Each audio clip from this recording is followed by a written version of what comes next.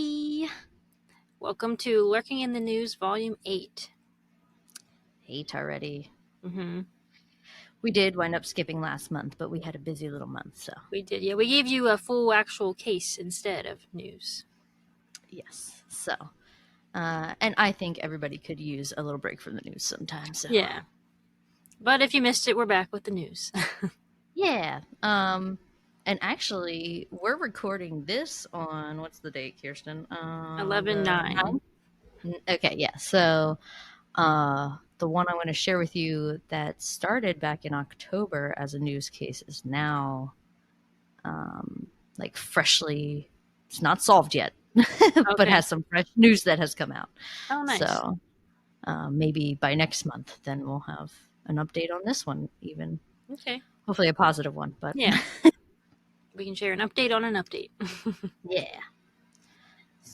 But I will go first. My first case is on October 13th. Dwanique Dee Hammonds was found shot multiple times. Just before 7 a.m., police were called to a parking garage at the Hazel South Park Apartments, where the 45-year-old was found in Charlotte, North Carolina. She was transferred to the hospital, where she later died. Dee was originally from New York, but had moved to Florida for 12 years, where she worked in real estate. She was a single mother who recently moved to Charlotte to pursue a career in nursing. Oh, that's sad. Yeah. She enjoyed volunteering and working with kids. She loved food, and her friends said that she was a foodie who loved to travel. Sounds like us. Yeah, literally. The police are investigating this as what they believe to be a targeted attack. They were looking further into how someone got access to the garage. They are thinking it was through an unlocked door that was supposed to be locked. Dee Hammond's death is still under investigation, and as of right now, they have 0 suspects. Yeah, so I wonder if it's like a previous relationship or something. That's what I don't know. That's what I was thinking. There wasn't a lot of details out yet, like, was she robbed, or anything like that. So maybe that's one that we could even, if something comes out, update later as well. Yeah. But they were definitely still investigating it because that just happened. From now, that was back in October, middle of October. So. Next up, I have the case of Carol Ann Dougherty. On October 22nd, 1962, Carol was on her way to meet friends at the library in her hometown of Bristol in Bucks County, Pennsylvania.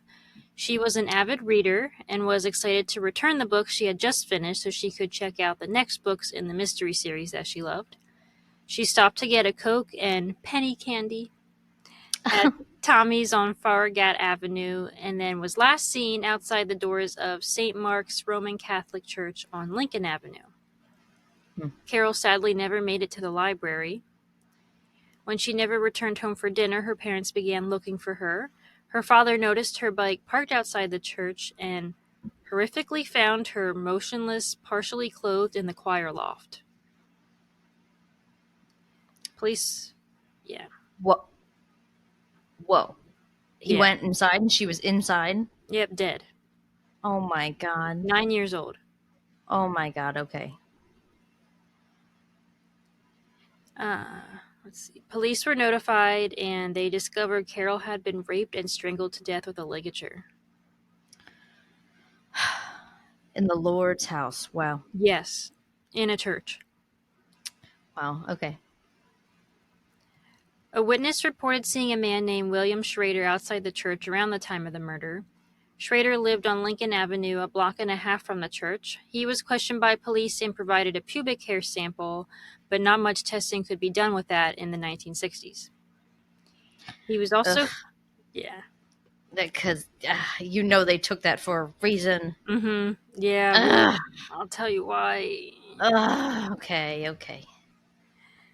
He was also found to have lied about his alibi, with time cards proving he was not at work on the day of the murder. Shortly after this, he fled to Florida, where he lived for a year, and then traveled around Texas and Louisiana. And this guy was the nastiest of the nastiest. Ugh. He had a pattern of violence and sexual violence against young and adolescent females. In 1985, he was convicted in Louisiana in the death of 12-year-old Catherine Smith after he intentionally set fire to his house, knowing she and other family members were inside. An investigation and interviews with his family revealed Schrader had sexually abused nearly every female child he lived with or had access to, including his own biological daughter and granddaughters. Oh my God, this is a sick motherfucker. Yeah. The majority of these victims were between the ages of 6 and 13. Oh my God, just... Yeah, let's bring back public execution, please. For Let's stone him to death. Yeah. He also sexually abused 2 adult women with cognitive delays. Wow. It's getting worse. I don't mean to laugh. I know. This is not a laugh. Yeah. This is wow. Speechless, like yeah. uncomfortable, yeah. Holy moly. Okay. With DNA advancements, Schrader's pubic hair was tested in 1993 and showed significant similarities to a hair found in Carol Ann's hand at the crime scene.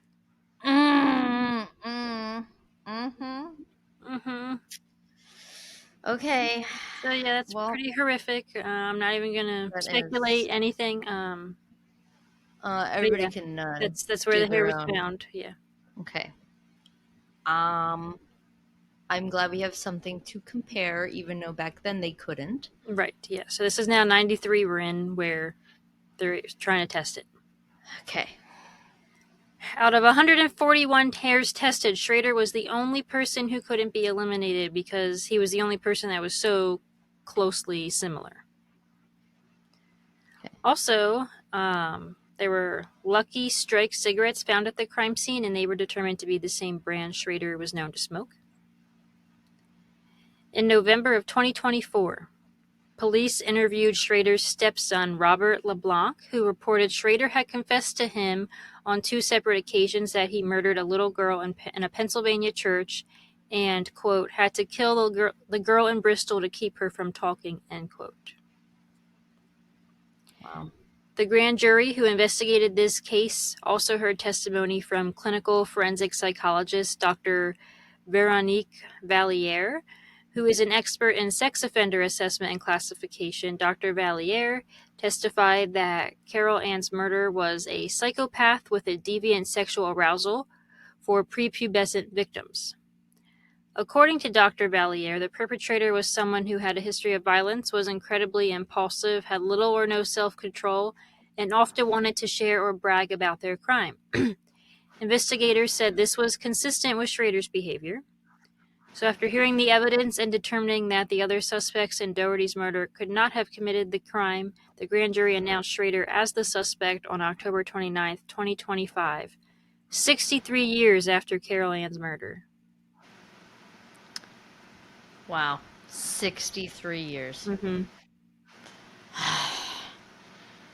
It's tough because it's always better late than never, but it is. Who really got some justice here? I mean... Yeah. And sadly, he died of a heart attack in July 2002, so we can't even hold him accountable. Yeah, I knew that's like I knew he was not still kicking. Mm-hmm. I hope wherever he is terrible. Yeah, I hope that was the most painful heart attack a person could have. Yep, I hope he suffered for hours, and yep, I hope scary creatures died alone, drug you away in your hallucinations of death. Mm-hmm. You disgusting piece of shit. Yep. But in a positive note there, yay DNA. Yes, yay DNA. So. Oh, speaking of DNA, Watson, I'm blanking on his first name, maybe it was Christopher, who was one of the two men that won the Nobel Peace Prize for DNA, he just died. But he He just only died won the at Nobel Peace Prize 97? because he was old. Him and his counterpart, Crick, Yeah, he was old. stole Rosalind Franklin's information. That's the only reason why they won the Oh, prize. Because she died of cancer and they stole her you tell him. information. So I don't care that he died. That's right. Anyway. You tell him, Kirsten. You educate the people. Yes. I would like to cover that about Rosalind Franklin and do some, DNA deep dives, but maybe that'll be in a future episode. That could be like a bonus. Just like a fun, interesting. Yeah, like a teach you something episode. Yeah. You know. Kay Dougherty, Carol's younger sister, is her only surviving family member. She did make a statement too. And then DA Jennifer Shorn stated, quote, "Although the case went unresolved for decades, this was not for lack of effort, dedication, or commitment for pursuing the truth. We believe it may be the only rape and murder of a little girl in a church in the United States," end quote. Yeah, I believe that. I mean, that's That's pretty horrific. Everything about him was all wrong. Mm-hmm. So don't be like that guy at all. Yeah, I didn't read much into him, but in one article, it mentioned that even from the age of 8, he was like violent towards people. So he just, I don't know what his upbringing was like. He was probably I was gonna say, something, but I always wonder, was there a head injury? right, yeah. But yeah, he was horrible. Glad he's off the earth. Yeah. Okay, my next one is the case that hopefully all of these might be able to have an update. I forget. Yeah, the last one, honestly, it didn't go to trial yet, so Okay. mine could all come with a later update. But this is the one right now that I've been following and had the most recent update. 9-year-old Melodee Buzzard lived in Vandenberg Village in California. She went to Lompoc Unified School. After not attending school for multiple days, they reported this to the police on October 14th, 2025. Police began with questioning Melodee's mother, Ashley Buzzard. She would not cooperate with police and had nothing to say about where her daughter might be. Police started digging in deeper and found out that the two took a road trip on October 7th. Gathered that this trip consisted of was Ashley renting a 2024 white Chevy Malibu with California license plate reading 9 what does that say? I'm so blind. 9MNG 101. They drove as far as Nebraska with a planned stop in Kansas on the way back.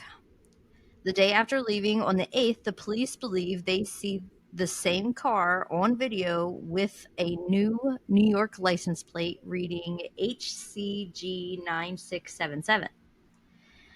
Melodee is seen in surveillance up through October 9th, and she was last seen at the Utah-Colorado border.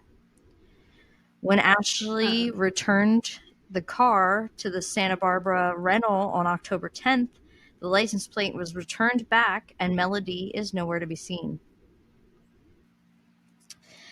Police pieced together the exact route they believe that the mother-daughter took. Police are asking for any witnesses to come forward who were in these areas around the time of October 8th to the 10th. Green River, Utah, Panguitch, Utah, Northwest Arizona area, Prim, Nevada, and Rancho Cucamonga. There is a photo of the two entering the rental car place together, but the police believe they are both wearing wigs. In the beginning of November, this is a little bit of the update, the FBI served search warrants for Ashley's house, work locker, and the rental car she used. In this search, they discovered an incident that had happened where Ashley quote, prevented a victim from leaving a location against their will, end quote. So she was arrested for this felony charge, but police insisted it was unrelated to the disappearance of Melodee. Melodee, again, is 9 years old, 4'6", around 60 pounds, with curly brown hair and brown eyes. The wig she was wearing was darker straight hair. If you have any information, please call the Santa Barbara Police at 805-681-4150, or you can call anonymously at 805-681-4171. So this woman didn't report her daughter missing. Her school did. Her school did, for one. And there is surveillance footage also that I just saw today while I was scrolling Tickety-Tack, that she was seen ripping down her missing daughter's posters. What? And I also read a comment, and I should have remembered whoever, because give credit where credit's due. This person's comment said, "You know a mother's guilty when they're not ripping down the world to try and find their kid." Yeah, absolutely. Yeah. I mean, just the fact that she returned without her daughter, you know she's guilty. Yeah. She did something. Either she handed her over to someone, she killed her, I don't know. Yep. But, like, why? What's the There's motive a here? lot of vast roads out there to be driving on out in that area. Yeah, there's a lot of background information we're going to need on this one once more info comes out. Yes, I'm hooked into this one now. I want to. Where is Melodee? Yeah. I remember seeing a picture of her, and she's super cute. Freaking adorable. Like her long curly hair. Beautiful hair. I want to punch her mother in the face. Yeah, we all will. All of our listeners are going to get together. That's right. Line up. Yep. Everyone gets a punch. Fuck. That's... hopefully we can give... I'm really going to hold out for a positive fucking update, but... I know. We don't live in a world full of rainbows and butterflies. I know. Yeah, we'll hope for the best. Maybe she only... Well, who would she have even given her to, though? I don't know.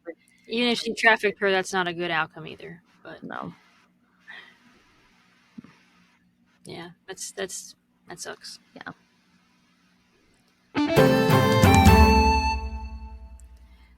Next up, I have the case of Danielle and Kennedy Hoyle.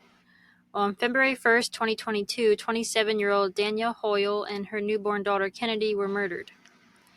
She was on and off, again, dating a married 25-year-old man named Brandon Isabel. Another one to punch in the fucking face. Let's go. I'm in a mood now. So yeah, she's dating this 25-year-old married man named Brandon Isabel.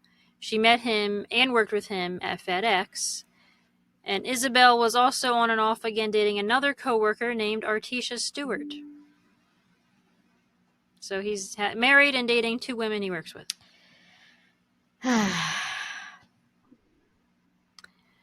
Isabel got Danielle pregnant, and she gave birth to their daughter Kennedy on January 30th, 2022.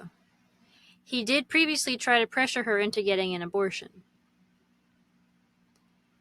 Isabel lured Danielle to a secluded location on February 1st, 2022, where he shot her multiple times, then threw their 2-day-old baby and a 9mm handgun into the Mississippi River. Shut your face right now. I was not. Wow. Yeah. Threw a 2-day-old baby into a river in February. Oh my God. Wow. What a heartless piece of shit. Yeah. Yeah.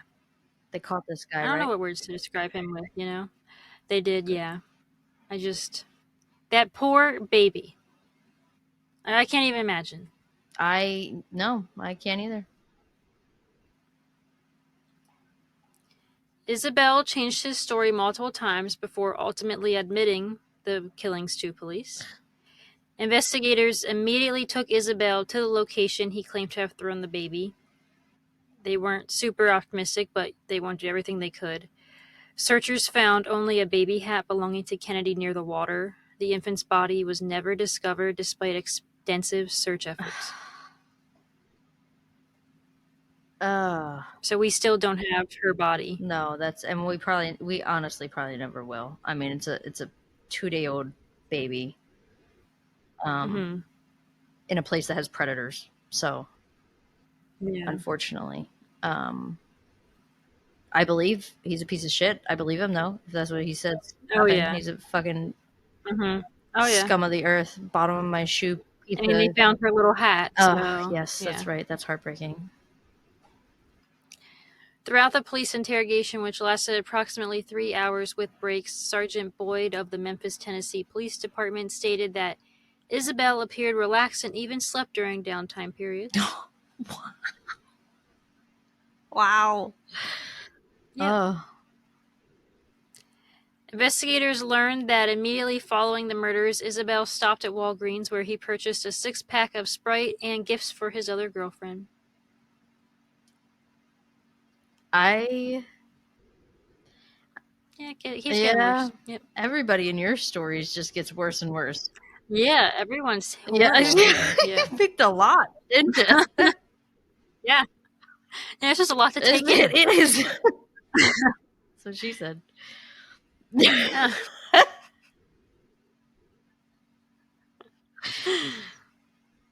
Like we said, we gotta throw a little morbid humor every once in a while. Yeah. GPS evidence from Isabel's phone corroborated his movements throughout the day from his parents' house in Cordova to Mud Island, where he allegedly disposed of Kennedy. Video surveillance also confirmed Isabel's alleged confession, including his stop at a Walmart dumpster to dispose of Kennedy's car seat. So he just thought everything completely getting rid of his daughter in every way. Yeah, he thought it all through. He's like, I'm gonna, baby doesn't exist, no car seat in the back, gone, poof, abracadabra. Like, what are you thinking here, sir? Yep. And shockingly, he was there when she was birthed because it was 2022, so still during COVID. And her mom reported that Danielle chose to have him in the room with her over her mom. Wow. Because during that time, you can only have one person with you. Yeah. Choices were made. I can't judge anybody, but choices were made. And then he just disposed of them both. Yeah. That's how much he really fucking cared, right? God. Let's all just line up and rip his dick off. Right.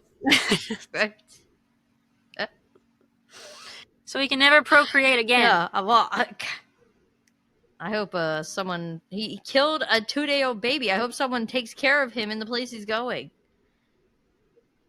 Oh, that's true. Yeah, I hope they're taking care of him every day. Yeah, man. And I mean taking care. Taking care of business. Every day. Yeah, that's right. God. Physical evidence also recovered from the scene included multiple shell casings that match Isabel's confession to using a Glock 9mm handgun. A magazine with live rounds was also found in Isabel's car. So luckily this guy's a moron. Yeah, he just left everything. Yeah. They got rid of the car seat, but not the not the mag. Come on. Yeah, but not the weapon. Literally. Wow. On September 30th, 2025, a Shelby County jury found Brandon Isabel guilty of all charges of the 2022 murders of Danielle Hoyle and her 2-day-old newborn daughter, Kennedy Hoyle. Isabel was convicted of 2 counts of first-degree murder, along with charges of aggravated child abuse and aggravated kidnapping. The verdict followed nearly 2 weeks of testimony from more than 24 witnesses presented by the state. Chief Prosecutor Christensen said, quote, "This was one of the most difficult cases we have ever tried. The brutality of the crime and the loss of an infant made this trial incredibly painful. We thank the family for their strength and the jury for ensuring justice was done," end quote. Isabel was sentenced to life in prison without the possibility of parole. Good. Life in prison. Hallelujah. Their poor family. I know. They would have, Not only did they lost a daughter, but they lost a granddaughter. That's a niece, and yeah. That's a sad one. it is, yeah. Lots of kids in ours That poor today. baby. What the fuck? I know. Can everybody just leave kids alone? Let them grow up. Like, Right. whatever they like, do and fuck up in their adult lives, we can, like, that's job security for us. We can report on them later, type of thing. But, leave the damn kids alone. Yes, please. God. My next one, 26-year-old Ryan T. Godbey was last seen on June 19th, 2025 at Darlin's Crew, which is a club in downtown Canton, Ohio. He is seen on footage leaving the club with an unknown man who also worked at the club. And he also worked at the club, not the man. Ryan did. Ryan works at the club. And when he did not show up for a performance, nor did he contact his family in the last few days, they reported him missing then on June 23rd.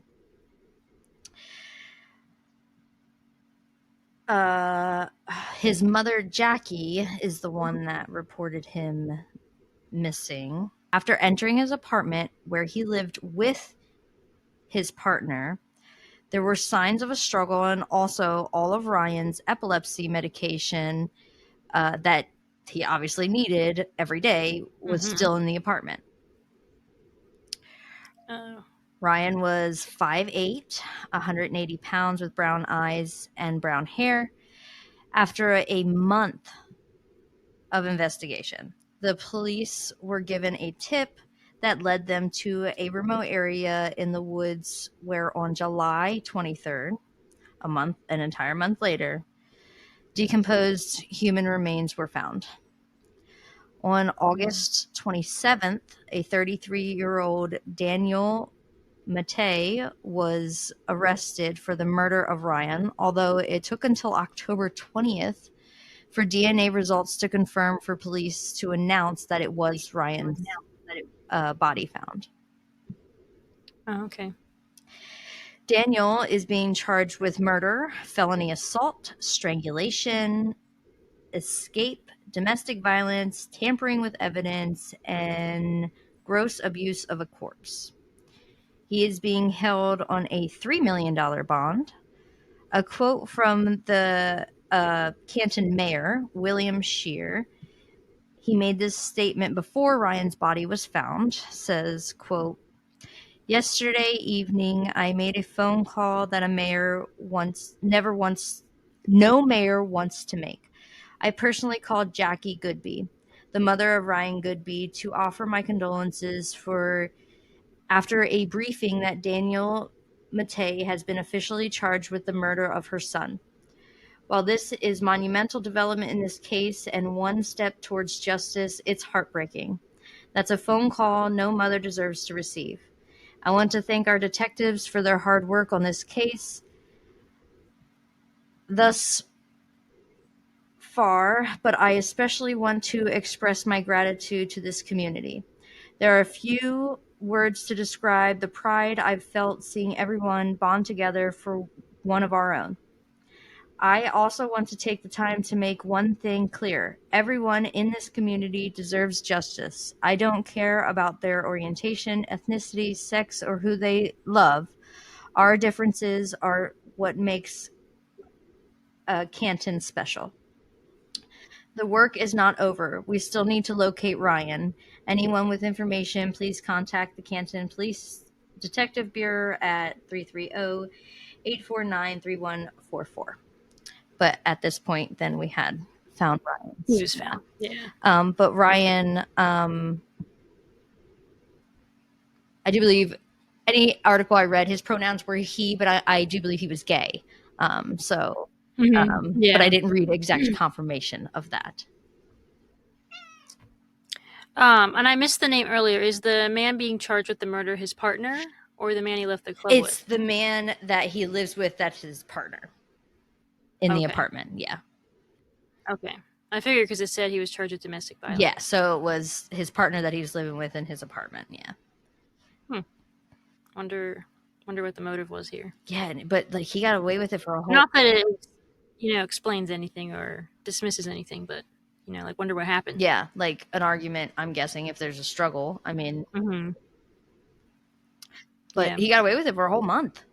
A whole month before he was even arrested, and then the body was found, and it took until October because yay DNA, but it does take time. That Right. it took until Jackie, the poor mother, to actually get the actual confirmation, because it had been a month that the body was out there. So. Right. Yeah, I'm sure it was pretty decomposed in July and June. Yes, in Ohio. Yeah.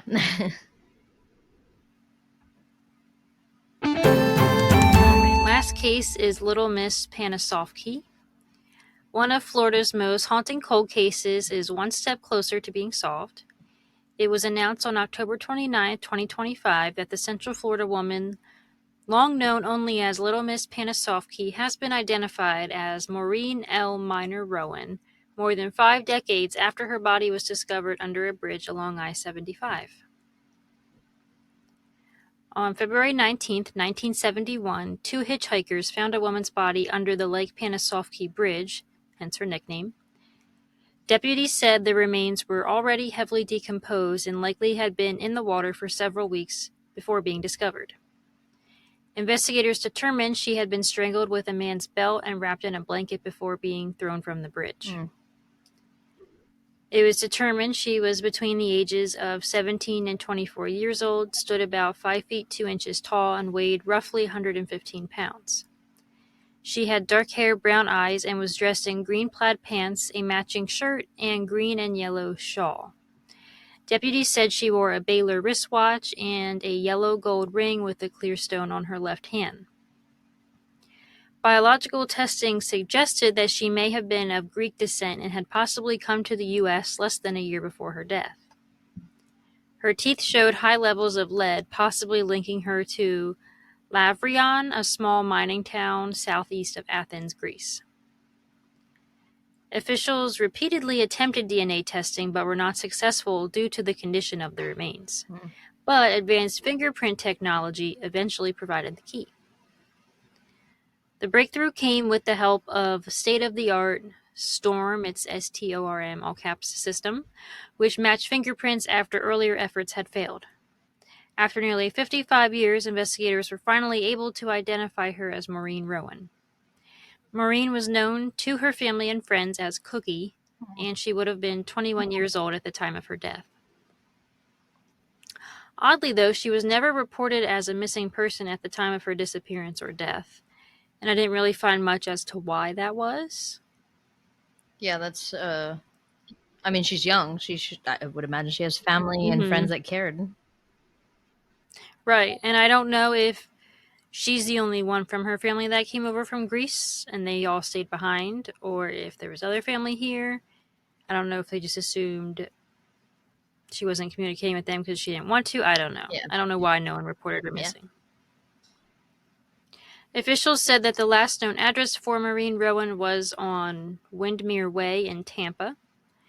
They also listed connections to Jacksonville, Gainesville, and Enigma, Georgia. Sumter County Sheriff Patrick Breeden also revealed that investigators also identified a person of interest, Charles Emery Rowan Sr., Maureen's estranged husband. He unfortunately, or fortunately, died in 2015, though. Damn. Yeah. Detectives are looking to the public for help with any additional information about what may have happened to Cookie and why. Maureen Rowan would have been 76 in 2025, and Charles Rowan Sr. would have been 85 in 2025. Anyone with information on the woman or what happened to her is asked to contact the Sumner County Sheriff's Office at 352-793-2621 or Crime Line at 1-800-423-TIPS, which is 8477. Damn. So we have a body, we know who she is, we just don't know what really happened and who did it. Yeah. But likely her estranged husband. wonder, like what, because she would be how old nowadays? Like a lot of 76. Yeah, so a lot of her family, like, There's probably no Baby one. dead. Yeah, there's no one to even like tell this news to. You know, Mm-hmm. Yeah, which is really that sad. is sad. What the fuck? Sad news today. Yeah, it is. Yeah, not many of them. I mean, so yay DNA. It's a Yeah, DNA day, I DNA guess. helped in all of these cases almost. Yeah. Yeah, yeah. I mean, because mine identified Ryan. Hopefully we can give an update for Melodee. Mm-hmm. And then So I'm sure DNA testing will be used in that case with evidence they yeah, find. and then my first one was Dee, who was shot in the parking lot. And we have no suspects, so hopefully maybe I don't know some DNA or something could come in the clutch there. Yeah. So Yep. If we ever get merch, we should make a Hell Yeah DNA shirt or hell something. yeah, DNA. That's right. With a cute little DNA emoji type Yeah. thing. Yeah. Uh-huh. One day we'll have merch. We One say day. some funny shit that belongs on a t-shirt. Yeah, we do. We do. Half the time it's while we're not I recording, know, though. all the time. We yeah. promise. Like, we're in the background. Hilarious. We're just not recording. Yeah. Yeah, we were just laughing so hard we cried before we hit record, so. Yes, that was good, yeah. I can't say that joke I went out there in a national podcasting, but you know. No. But, you know. It's so funny. It was said. Just know that. It was said. That's right. Well, we hope you enjoyed this news segment. Make like a shadow and follow us on Facebook, Instagram, and YouTube at Lurking in the Shadows podcast. check us out on TikTok at Lurking in the Shadows pod. any questions, concerns, or case suggestions, shoot us a Gmail at Lurking in the Shadows podcast at gmail.com. And keep looking around for our next episode. Bye. Bye.